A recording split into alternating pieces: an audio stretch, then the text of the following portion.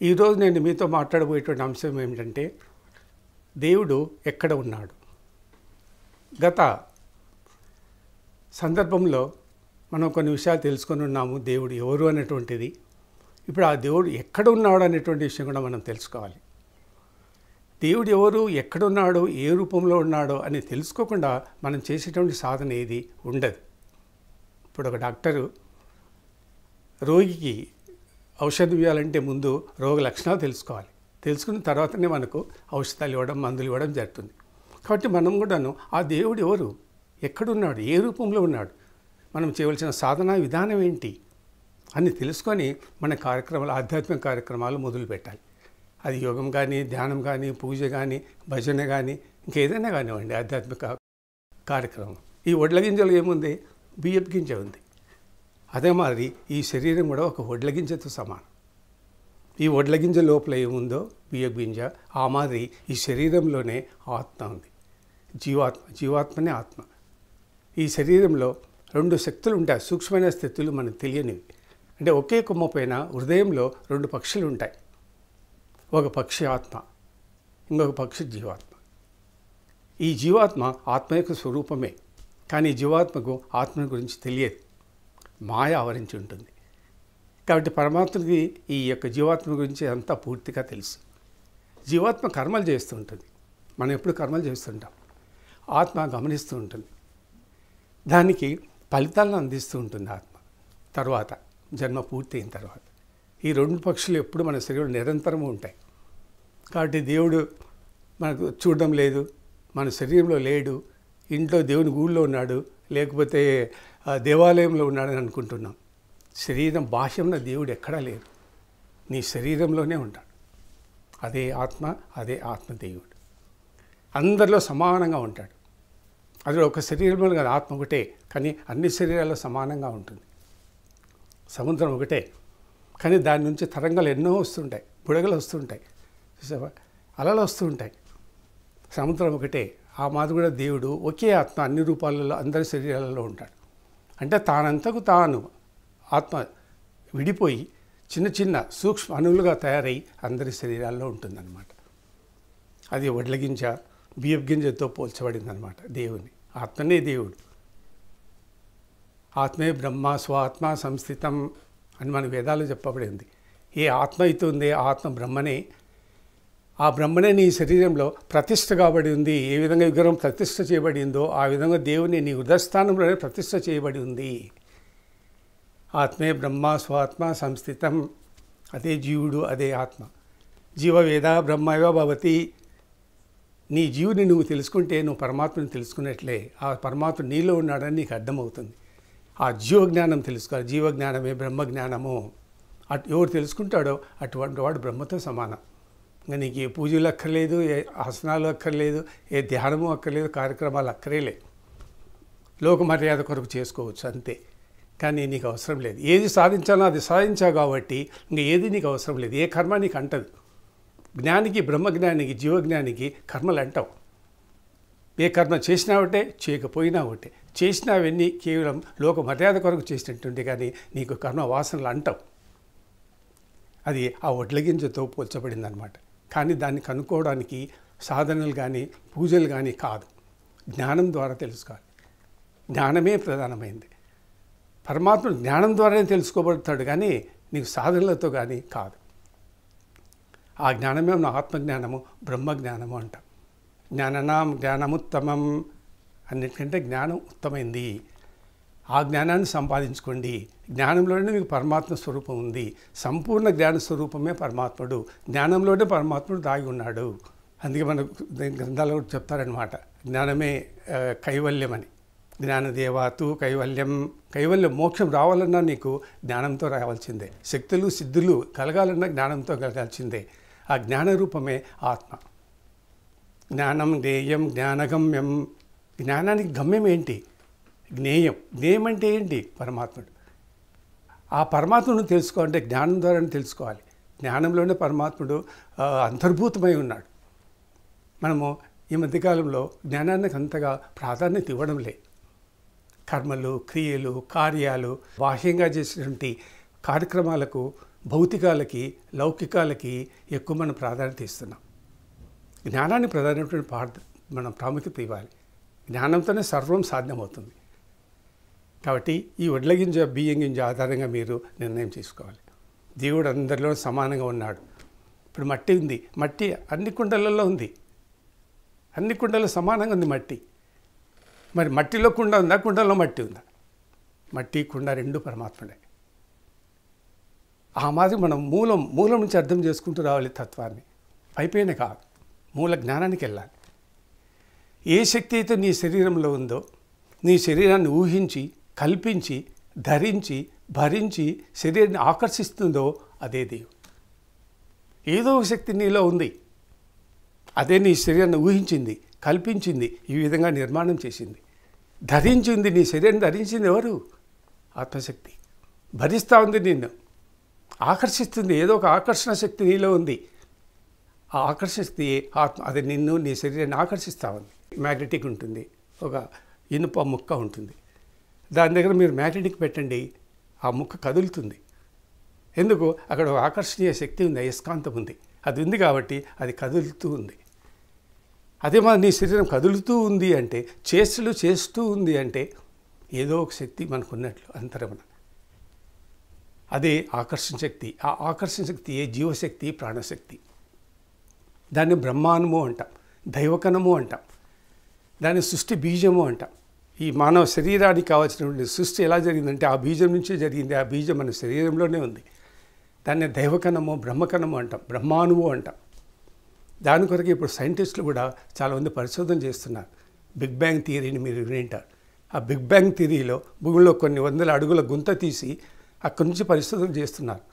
ఈ సృష్టికి మూలమైనటువంటి అణువు ఎక్కడ ఉంది అని కొన్ని కోట్ల రూపాయలు ఖర్చు పెట్టారు. కొన్ని వేల మంది సైంటిస్టులు పనిచేస్తున్నారు. ఎక్కడ? అండర్ గ్రౌండ్లో, వందల అడుగుల లోపల. కానీ అది మన శరీరంలో ఉందనే విషయము వాళ్ళకు తెలుసు. కానీ వాళ్ళు సైంటిఫిక్గా ప్రూఫ్, నిర్ధారణ కావాలి కాబట్టి పరిశోధనలు చేస్తున్నారు. ఆ ఆకర్షణ శక్తి దేవుడు నీలోనే ఉన్నాడు. ఏది నీ యందు ఉందో, నీ లోపల ఉందో, దేని గురించి నీకు తెలియదో, ఏది నీకు శరీరమో, ఏది నీ యందు ఉందో, నీ లోపల ఉందో, ఏది నిన్ను నియంత్రిస్తుందో అదే అంతరాత్మ, అంతర్యామి. నీ శరీరం ఏది? నీలో ఏముంది? నీలో ఏముందో ఎప్పుడైనా మనం ప్రయత్నించామా, ఆలోచించామా? ఈ శరీరం ఎట్లా నిర్మాణమైంది, పరమాత్మకు శరీరానికి ఉన్న సంబంధం ఏంటి అన్నది మనం ఎప్పుడు ఆలోచన చేయలేదు. అందుకే మనం ఆత్మ శరీరం అంటాం. ఏంటి ఆత్మ శరీరము? శరీరం ప్లస్ ఆత్మ రెండు కలిసి ఉంటాయి. రెండు కలిసి ఉంటేనే శరీరం తయారవుతుంది. కాబట్టి ఆ పరమాత్ముడు నీ శరీరంలోనే ఉన్నాడు. ఆ విధంగా మనము దైవక రూపం మూల నుంచి తీసుకుంటూ రావాలి. అదే మరి మన శరీరంలో హృదయస్థానంలో ఈ దేవుడు ఉంటాడు. ఎక్కడున్నా అంటే హృదయస్థానము. ఈ హృదయస్థానాన్ని మనం రెండు భాగాలుగా విభజించాలి. ఒకటి మాంస భాగము, రెండవది జ్ఞాన భాగం. ఈ జ్ఞాన భాగమే హృదయ కమలం. ఈ హృదయ కమలానికి ఒక నాడీ ఉంటుంది, ఒక తొడిమ మాదిరి ఉంటుంది, దానికి రంధ్రం ఉంటుంది. ఆ రంధ్రంలో జీవుడు కండరానికి, రక్తానికి, నరానికి వేలాడుతూ ఉంటాడు. అదే ఆత్మ, అదే జీవుడు. అది ఒక ఎరుపు రంగులో ఉంటుంది, ప్రకాశిస్తూ ఉంటుంది.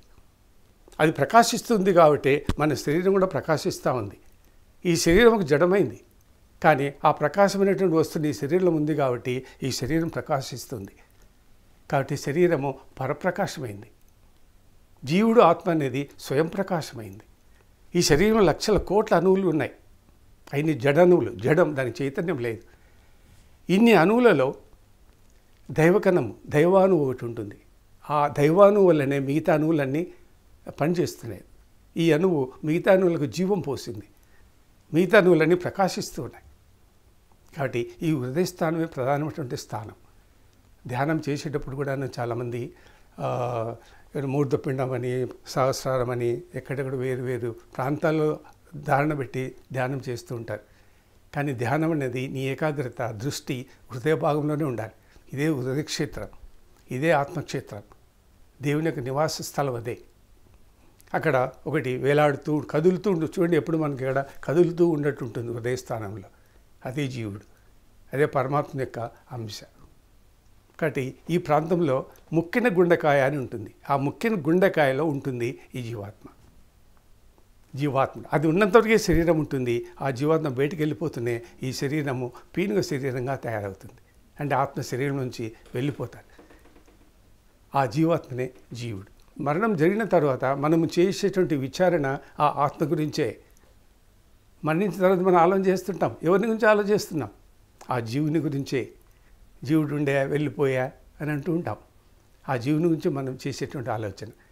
ఆ జీవశక్తి ప్రాణశక్తి లేకపోతే ఈ శరీరము మృత శరీరం అయిపోతుంది. అంటే పీనుగ శరీరం అయిపోతుంది. కాబట్టి మనం చేసేటువంటి ఆలోచన ఆ యొక్క జీవాత్మని గురించి మరణించిన తర్వాత. శ్రీకృష్ణుడు గీతలో చెప్తాడు, సనాతనమైనటువంటి నా అంశనే నా రూపమే జీవలోకంలో జీవుడుగా ఉన్నాడు అని చెప్తాడు. సనాతనమైనటువంటి నా అంశ, ఆయన అంశ ఆత్మాంశ జీవలోకంలో జీవుడుగా ఉన్నాడు. ఇప్పుడు నేను జీవుడును. నాలో ఉన్నటువంటి అంశ ఏది? పరమాత్మ యొక్క అంశనే. దీనికి మనకు వేదాలలో గ్రంథాలు కూడా చాలా మనకు శ్లోకాలు ఉన్నాయి, ఆధారాలు కూడా ఉన్నాయి. ఉపనిషత్తుల్లో చెప్పబడింది దేవుడు ఎవరు ఎక్కడున్నాడు అని. తర్వాత వేదాలలో కూడా చెప్పబడింది. ఉదాహరణ నేను చెప్తాను చూడండి. ఒక శ్లోకం మనకు గీతలు కూడా చెప్పబడింది. సర్వభూతానాం హృద్దేశ్ అని చెప్పబడింది. సర్వభూతానాం హృద్దేశ్. హృద్ అంటే హృదయం. సమస్తమైనటువంటి జీవరాశులలోనే ఎక్కడున్నానంటే హృదయస్థానంలోనే ఉన్నాను. ఎందుకంటే మనం ప్రమాణం ఏం కావాలి? దేవుడు ఎక్కడున్నాడని చెప్పనీకి. మన నాగరికత, వేద నాగరికత కాలం నాటి గ్రంథాలే మనకు ఆధారం. వేద నాగరికత కాలం నాడు ప్రజలు నమ్మింది కూడా అంతే, విశ్వసించింది కూడా అంతే. అందుకే ఆ రోజుల్లో విగ్రహాలు కానీ మందిరాలు కానీ పూజలు ఇటువంటి ఉండేటి కాదు. పరమాత్మ నిర్గుణుడు, నిరాకారుడు అని వాళ్ళకి తెలుసు. అందుకే వాళ్ళు ప్రకృతిని ఆరాధించేవాళ్ళు. విగ్రహాలు మందిరాలని తర్వాత కాలంలో వచ్చినటివే. అంటే లేటర్ వేద నాగరికత కాలంలో ఇవన్నీ వచ్చాయి, అంతకుముందు లేవు. కాబట్టి సర్వభూతానాం హృద్దేశ్, హృదయ భాగంలో ఉన్నది నేనే. ఈ హృదయ భాగంలో మనకు ఇక్కడ నుంచి 101 నాడులు ఇక్కడికి వస్తాయి. అందులో ఒక నాడి గుండెలోకి పోతుంది. ఆ గుండెలో ఉంటాడనమాట జీవాత్మ. ఆ గుండెలో తేమ ఉంటుంది, నీటి చుక్క మాదిరి ఆ బిందువులో వేలాడుతూ ఉంటుంది అన్నమాట జీవం. ఆ బిందువు తేమ ఆరిపోతూనే జీవుడి శరీరం నుంచి బయటకు వెళ్ళిపోతాడు. అదే జీవాత్మ. ఆ జీవాత్మని దేవుడు. ఆత్మే బ్రహ్మ స్వాత్మ సంస్థితం. ఏ ఆత్మ ఉందో ఆ ఆత్మ బ్రహ్మనే. ఆ బ్రహ్మ యొక్క రూపమే జీవాణువు. ఈ జీవాణువే జీవాత్మగా రూపాంతరం చెందుతుంది. ఈ జీవాత్మే ప్రాణం ధరించి జీవుడు అవుతుంది. ఆ జీవుడు జీవి, ఆ జీవి నీవే అని వేద సారాంశం అన్నమాట. అంటే సృష్టి క్రియా విధానం ఎలా జరుగుతుందో మనకు వేదాల్లో చెప్పబడి ఉందన్నమాట. దాని ప్రకారము ఈ హృదయస్థానం మనకు చాలా ఇంపార్టెంట్. ఈశ్వరం సర్వభూతాని. ఈశ్వరుడు సర్వభూతాని. భూతాలంటే ప్రాణులని, ప్రాణం గల వాళ్ళు. కాబట్టి ప్రాణులలో ఉండేటువంటి ఆ పరమశివుడే ఉండేది. ఆ పరమశివుడు అందరిలో సమానంగా ఉన్నాడు. ఈశ్వరం సర్వభూతాని. చూడండి ఎన్ని వేదవాక్యాలు ఉపనిషత్తులలో వేదాల్లో చెప్పబడింది దేవుడు ఎక్కడ ఉన్నాడని. మనం అర్థం చేసుకొని సాధన చేసి జీవన విధానం పాటించాలి. అక్కడే మనకు లోపం కనిపిస్తుంది. సర్వభూతాంతరాత్మ. అందరిలోనే అన్నిటికంటే లోపల అణిగిమణిగి ఒకటి ఉంటుంది మన శరీరంలో. అదే పరమాత్ముడు, అదే జీవాత్మ, అదే అంతరాత్మ, అంతర్యామి, జ్యోతిర్మయి అంట. ఆ జ్యోతిర్మయి ఎక్కడుందంటే అక్కడే హృదయాంతరాలలో ఉంది, అంతరాంతరాలలో ఉంది. అన్నిటికంటే అణిగిమణిగి ఉంది, కానీ మనకు తెలియదు. గ్రంథాల్లో ఇలా చెప్పబడింది. మనము శరీర భాష్యంగా భగవంతుని వెతుకుతూ ఉన్నాం. చూసారా? ఇంకా మనకు వేదాలలో ఉపనిషత్తుల్లో చెప్పబడినటువంటి విధానం ఎలా ఉందంటే అస్థూలమనను. పరమాత్మ ఎవడంటే వేదంలో చెప్పింది ఇది. అస్థూలమనను అంటే నేను సూక్ష్మము కాదు, స్థూలము కాదు, పరమాణువును అంటాడు దేవుడు. బ్రహ్మ చెప్తున్నాడు ఇది.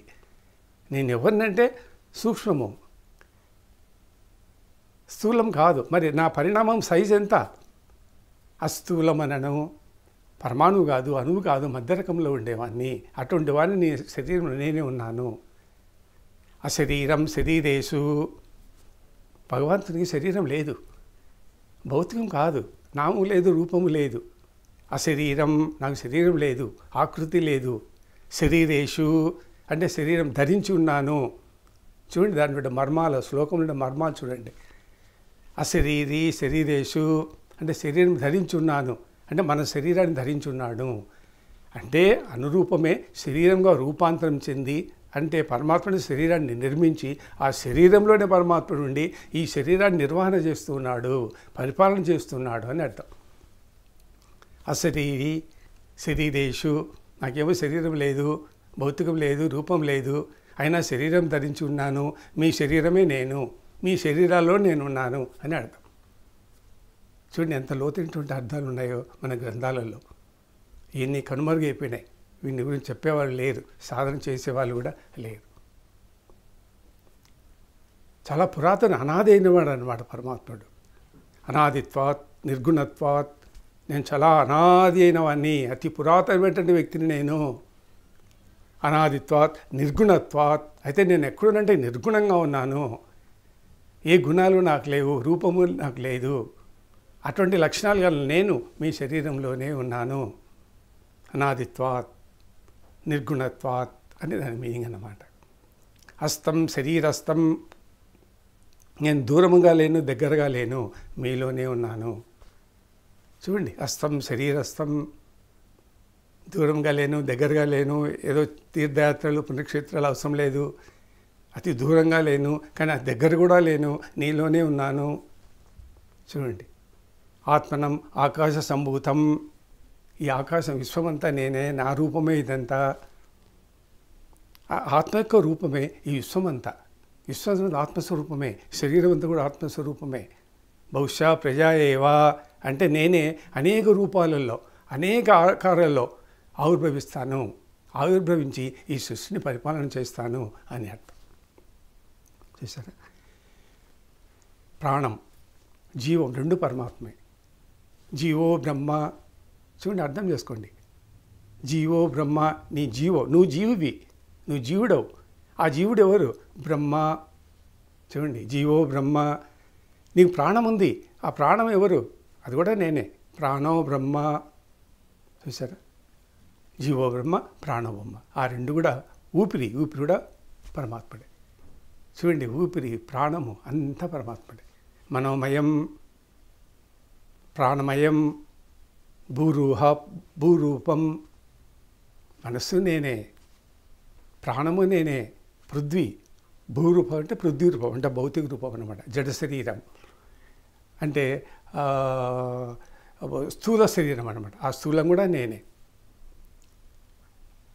మీరు విరాట్ అంటా ఉంటాం, విరాట్ స్వరూపం ఉంటాం. విరాట్ అంటే భౌతిక శరీరం అన్నమాట. ఈ విరాట్ రూపంలో మూల విరాట్ ఉంటాడు. ఇదంతా విరాట్ శరీరం అంతా భౌతికం, ఇదంతా పరమాత్మ రూపము నిర్మాణమే. దీంట్లో మూల విరాట్ ఉంటాడు, ఆ మూల విరాట్టే నేను. కానీ మన మూల విరాట్ను, శరీరంలో ఉండే మూల విరాట్ను ఆరాధించడం లేదు. కానీ 4 గోడలు కట్టి మధ్యన స్థాపించేటువంటి విగ్రహాన్ని పూజిస్తున్నాం. మూల విరాట్ను మనం ఆరాధించలేము. అదే జీవుడు శరీరం లోపలే ఉండి అజప గాయత్రి చేస్తుంటాడు. 21,600 హంసజపంలా అజప గాయత్రి మంత్రం చేసి దేవునికి సమర్పించుకుంటూ ఉంటాడు శరీరం లోపలనే. కానీ మనము పూజలు ఆరాధన దేహ బాహ్యంగా చేసుకుంటున్నాం. అదే డిఫరెన్స్ అన్నమాట. త్వం రూపీ, త్వం రూపీ, అహం రూపీ, జగత్ రూపీ. పరమాత్మ చెప్పుకుంటున్నాడు, బ్రహ్మని అని చెప్పుకుంటాడు, నేను ఎవరిని అని. త్వం రూపీ, త్వం అంటే ఎవరు? మనిషి అన్నమాట. తత్వం నుంచి త్వం వచ్చింది. తత్వంలో 3 పదాలు ఉంటాయి. తత్వం, తత్వం, అసి అని 3 పదాలు. తత్ అంటే పరమాత్ముడు, త్వం అంటే జీవుడు. ఆ పరమాత్ముని యొక్క రూపమే త్వం.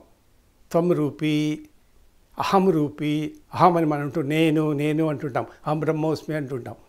అహం రూపీ, జగత్ రూపీ, ఈ జగత్తు కూడా నా రూపమే. ఇన్ని రూపాలలో ఉండేది నేనే. కానీ శరీరంలో ఉన్నాడు, బయట కూడా ఉన్నాడు అన్నమాట. ఆత్మే బ్రహ్మ స్వాత్మ సంస్థితం. జీవజ్ఞానం బ్రహ్మజ్ఞానం. దేహో దేవాలయం ప్రోక్తం జీవం సనాతనం. చూడండి, దేహో దేవాలయం, దేహమే దేవాలయం. ఈ దేవాలయంలో ఉండేది నేనే. అదే మాది దేహో దేవాలయం సోహం భావన పూజాయత్. చూడండి, దేహమే దేవాలయం. దీంట్లో సోహం ఉంది. సోహం అంటే ఎవరు? జీవుడు. జీవుడు సోహం అని శ్వాస పీలుస్తుంటాడు అనమాట. అని వదులుతూ ఉంటాడు. ఆ వదిలేది ఎవరు? పీల్చేది ఎవరు? మనం వాయు పీలుస్తున్నాం. ఎవరు పీలుస్తున్నారు? తల్లి గర్భం నుంచి బయటకు వచ్చినప్పటి నుంచి మనం శ్వాస పీలుస్తుంటాం. ఆ శ్వాస పీల్చేది ఎవరు? వదిలేది ఎవరు? పీల్చకుండా వదలకుండా ఉండేది ఎవరు? మరణ సమయంలో అదే నేను, అదే పరమాత్మ. కాబట్టి దేహో దేవాలయం ప్రోక్త జీవం సనాతనం, దేహో దేవాలయం సోహం భావన పూజాయత్. ఈ శరీరాకారాన్ని ఆధారంగా పెట్టుకొని ఈరోజు దేవాలయాలు నిర్మించారు. చూసారా, మన శరీరం ఎట్లా ఉందో అట్లే గుళ్ళని నిర్మించారన్నమాట. పూర్వకాలం ఆత్మ సాధనలే ఉండేటివి. యోగులు ధ్యానం చేసేవారు, అవధూతలు, హంసలు, పరమహంసలు, భిక్షువులు, సన్యాసులు. వీళ్ళు ఆ కాలంలో దేవాలయాలు లేవు, మందిరాలు లేవు, విగ్రహాలు లేవు. వాళ్ళు శరీరాన్ని ఆధారంగా పూజించుకునేవాళ్ళు. ఈ యొక్క శరీర రూపాన్ని ఆధారంగా పెట్టుకొని ఈ నవయుగంలో, ఈ భౌతిక యుగంలో, కలియుగంలో దేవాలయ నిర్మాణం జరిగింది. చూడండి, ఈ శరీరం ఎట్లుందో దేవాలయం కూడా అట్లే ఉంటుంది. తల ఉంది, శిఖరం, హృదయభాగం ఉంటుంది, జీవుడు. ఆడ విగ్రహం ఉంటుంది గుళ్ళో, అదే జీవభాగం ఇక్కడ ఉంటుంది. చూసారా, పొట్ట ఉంది మనకి, మంటపం. చూసారా, ప్రాకారం ఉంటుంది దేవాలయానికి. ఈ ప్రాకారమే కాళ్ళు. ఇట్లా పెట్టినట్లయితే కాళ్ళు, ఇట్లా పెట్టినట్లయితే ఇదంతా ప్రాకారం. చూడండి, ఇదే దేవనాకారంలో వస్తుంది. ఇది గాలిగోపురం ముందరుండేది. ధ్వజస్తంభం జీవుడు. ఇట్లా మన శరీరం ఎలా ఉందో దీన్ని భావన చేసి గుళ్ళను, మందిరాలను నిర్మించారు ఈ కలియుగంలో, భౌతికంలో. కానీ యాక్చువల్గా ఈ శరీరమే దేవాలయం. కాబట్టి శరీరంలో మూల విరాట్ ఉన్నాడు. ఆ మూల విరాట్ను మనం ఆరాధించాలి. ఏకో దైవం సర్వభూతాన్ని గూఢం అని చెప్పబడింది ఉపనిషత్తులో. ఏకో దైవం సర్వభూతాన్ని, సర్వభూతముల యందు, అందరి యందు, అన్ని ప్రాణుల యందు గూఢం, నిగూఢంగా నేనున్నాను. ఏకో దైవం సర్వభూతాన్ని గూఢం, నిగూఢంగా అందరిలో నేనున్నాను. ఇట్లా ఎన్నో కొన్ని వందల శ్లోకాలు మనకు వేదాల్లో కనిపిస్తాయి. ఇవన్నీ మనకి ఏం చెప్తున్నాయంటే, మన శరీరం ఉన్నటువంటి ఈ యొక్క మనస్సు, చిత్తము, బుద్ధి, ఇంకా ఇంద్రియాలు ఏమేమైతే ఉన్నాయో ఇవన్నీ పని చేయడానికి శక్తి, తేజస్సు ఎవరు కల్పిస్తున్నారో అటువంటి వారే దేవుడు. మనోవృత్తులు జరగాలి, చిత్తవృత్తులు జరగాలి, శరీరంలో ఇంద్రియ వ్యాపారాలు జరగాలి, కర్మ, శరీర అవయవాలు పనిచేయాలి. దీనికంత శక్తి ఎక్కడి నుంచి వస్తుంది? పీనికి ఒక శక్తి ఉండదు. అందుకే ఏ పని చేయలేదు. ఆకారాలు అన్నీ ఉంటాయి. ముక్కు ఉంటుంది, శవము వాసన పీల్చలేదు, ఎందుకంటే దాంట్లో శక్తి పోయింది, దైవశక్తి. చెవులు ఉన్నాయి, దాన్ని కూడా పై ఆకారాలే, ఇవి బాహ్యమే. కానీ వినేది ఎవరు? ఆత్మ. అది లేదు. ఈ ప్రకారం మన శరీరంలోని సమస్త ఇంద్రియాలను పనిచేయించేటువంటి యంత్రము అదే. ఈ విధంగా అన్ని జీవరాశుల్లో ఆ ఆత్మశక్తి ఉంది కాబట్టి శరీరాలన్నీ పనిచేస్తున్నాయి. ఇప్పుడు చూడండి, మనకు వాయువు ఉంది. వాయువులో శక్తి ఉంది. ఏ శక్తి ఉంది? చలన శక్తి ఉంది. చలనం ఉంది కాబట్టి వాయువు కదులుతూ ఉంది. మనకు తెలియదు, మనం గ్రహించడం లేదు. అదే మాదిరి మన శరీరం ఉంది, దీనికి కూడా శక్తి ఉంటుంది. ఏ విధంగా అయితే చంద్రుడు మొత్తం లోకాలన్నీ ప్రకాశింపజేస్తున్నాడో అట్లే ఈ శరీరాన్ని కూడా ప్రకాశించేటువంటి శక్తి శరీరంలోనే పెట్టాడు. వాయువులో చలన శక్తి ఉంది, మనకు తెలియదు. జలంలో కూడా ఒక శక్తి ఉంది. ఏమిటి ఆ శక్తి? ద్రవశక్తి ఉంది. ఆ ద్రవశక్తి ఆత్మశక్తియే. అది లేకపోతే ద్రవము, ఐస్, మంచు కరగదు. నీటిలో ఆ శక్తి ఉంది. కాటుక పెట్టుకుంటాం, కాటుకలో ఏం శక్తి ఉంది? కాటుకలో నలుపు ఉంది. నలుపే శక్తి. ఆరోగ్యం కొరకు లేకపోతే అందం కొరకు కాటుక పెట్టుకుంటాం. కాటుకలో ఉండేది ఏంటి? నలుపే. కాటుక పెట్టుకుంటున్నాం అంటాం కానీ నలుపు పెట్టుకుంటున్నాం అనం. కాబట్టి కాటుకలో శక్తి ఉంది. ఇప్పుడు అగ్ని ఉంది, అగ్నిలో కూడా ఒక శక్తి ఉంది. ఏంటి? తాపం. మన అగ్ని దగ్గర కూర్చుంటే మన శరీరం తాపం పడుతుంది, చెమటలు పడతాయి. ఆ శక్తి ఏది? తాపశక్తి. ఇట్లా అన్నిట్లో రహస్యమైనటువంటి వస్తువు ఒకటి ఉంటుంది, ఒక శక్తి ఉంటుంది, అది దైవశక్తి. దాని ద్వారానే ఈ శరీరము పనిచేస్తూ ఉంటుంది. కాబట్టి మొత్తం శరీరము, శరీర నిర్మాణము, శరీరం కర్తవ్యాలు, పనిచేయ విధానము, మరణించడము అన్నీ ఈ ఆత్మశక్తియే నడిపిస్తూ ఉంటుంది, నిర్వహిస్తూ ఉంటుంది. దేహి దేహం, దేహం ఇది, ఈ దేహంలో దేహి ఉంటాడు. క్షేత్రము క్షేత్రజ్ఞుడు, క్షేత్రము శరీరం. గీతలో కృష్ణుడు చెప్పాడు అవన్నీ. క్షేత్రజ్ఞుడు, ఎవరు క్షేత్రజ్ఞుడు తెలుసుకుని ఉంటాడో వాడే మేధావి. మనం క్షేత్రం శరీరాన్ని గురించి తెలుసుకుంటున్నాం.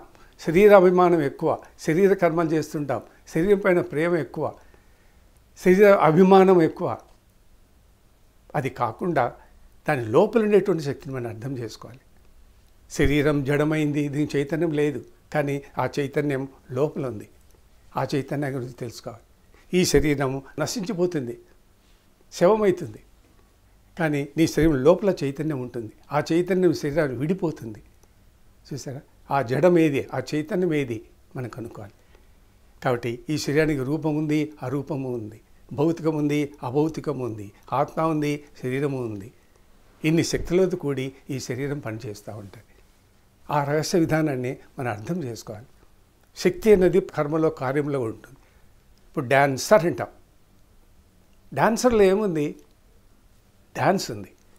డాన్స్ లేకపోతే డాన్సర్ లేదు. పెన్నులో ఇంకి లేకపోతే పెన్ను లేదు. చూస్తారు.